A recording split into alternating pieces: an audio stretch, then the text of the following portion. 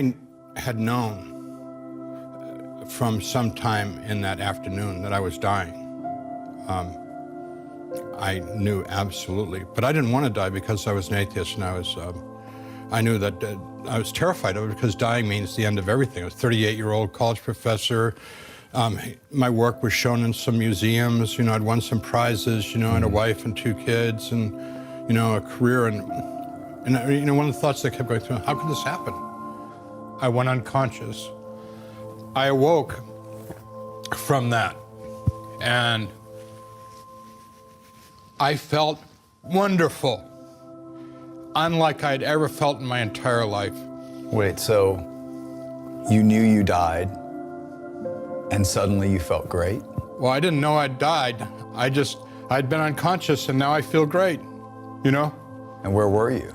Standing next to the bed, upright, and the first thing I was like, why do I feel so good? I just felt the worst I'd ever felt in my entire life. Yeah. I mean, I couldn't breathe, and now I'm like Superman. And my eyesight, my hearing, my taste, and then... So you still don't know you're dead? No. And you feel I haven't figured this out. alive? You feel I feel good? more alive than I've ever felt in my entire life. And your senses, you said, are heightened? Yeah, I mean, this world, ever since this experience, has been kind of a disappointment because this world is sort of dreamlike compared to the reality that I experienced in this. And I heard people calling me in English, kind of nicely, you know, Howard, come here, come here. So I go over to the doorway of the room, and in the hallway is gray. It's very unclear, like a terrible black and white TV picture. And there's men and women standing far away from the light of the doorway. I said, I'm sick, I need to have surgery. I've been waiting all day for a doctor. And they said, we know all about you. Hurry, come with us now. We can't wait any longer. Come, hurry. And I'm thinking, okay, they've come. They've come to take me to the doctor. This is great. The people, as I left the light of the room, going into the hallway, encircled me and kind of started leading me in this direction. As we journeyed, and there's no sense of time in any of this, so when I make time references, it's only for the purposes of trying to make a rational, sequential story out of this.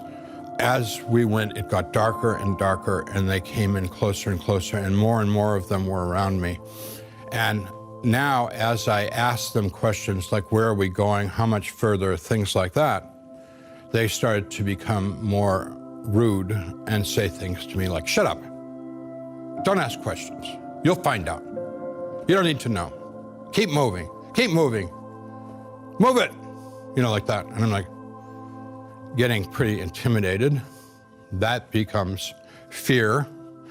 That becomes terror. Now this is over a journey of miles and miles and miles.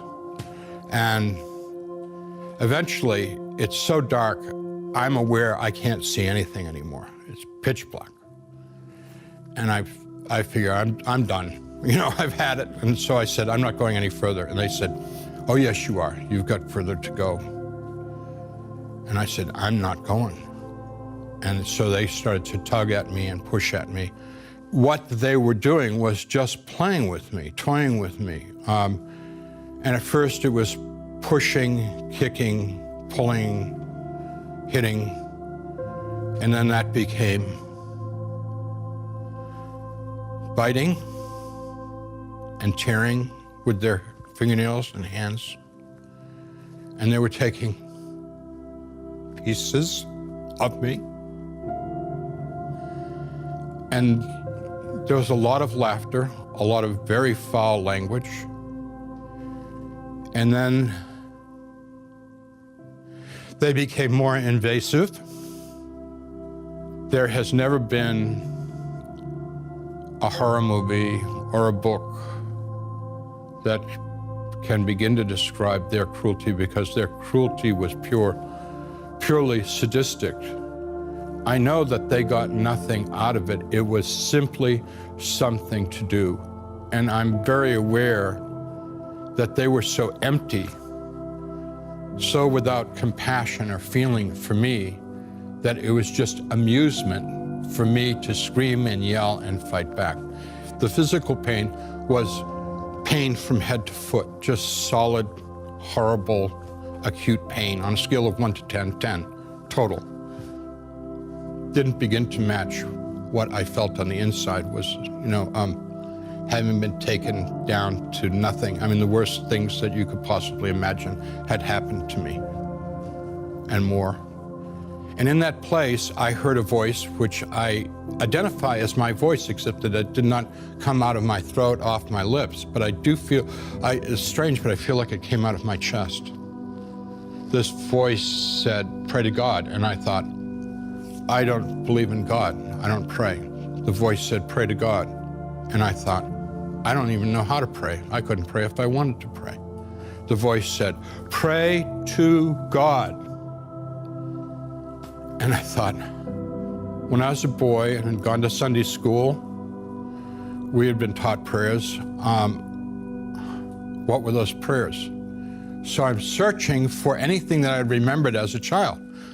Our Father who art in heaven. I remember like these phrases out of prayers. And I start to mutter this stuff, and the people around me absolutely can't bear it. And so in language that has never been heard in this world, obscene, filthy, vulgar language, they're saying to me, the content of which is, there is no God, nobody can hear you, and now you are going to really be hurt. You think what you've experienced so far is something? Wait until we've got for you now. Now, this made me want to pray more, because for the first time I was able to hit back at them. The prayers were like clobbering them. Well, they left me alone. So now I have eternity, time without measure, to think about my situation. And I thought about my life.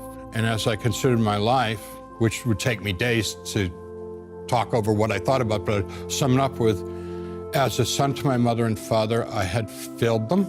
I had not been a good husband to my wife, and you can use your imagination to figure out what that means. But that's true, that's all true. I had not been the father to my kids that I should have been, and I knew I hadn't because I was busy. I was trying to be somebody, like the football games and the band concerts and the choral concerts and the theater performances.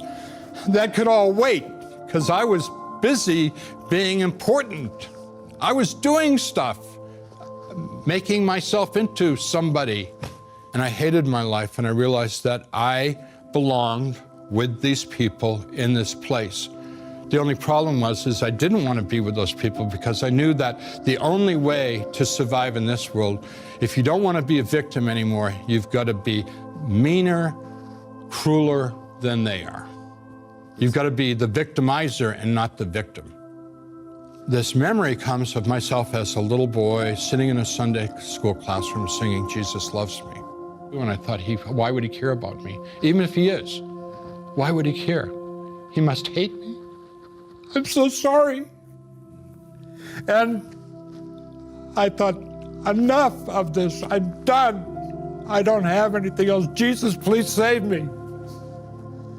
And when I said that, I saw light, tiny little speck of light, and it very rapidly got very bright and came over me. And I saw out of the light hands and arms emerge out of this impossibly beautiful white light. Those arms went on me and healed me. They went behind my back, and he picked me up as if it was no effort on his part. He just gently picked me up and held me up against him real tight, up against his chest. So there I am with my arms around him, his arms around me, and I am bawling like a baby. And he starts to rub my back. Like, he wasn't saying there, but it was just like a mom or a dad with a child. And I knew,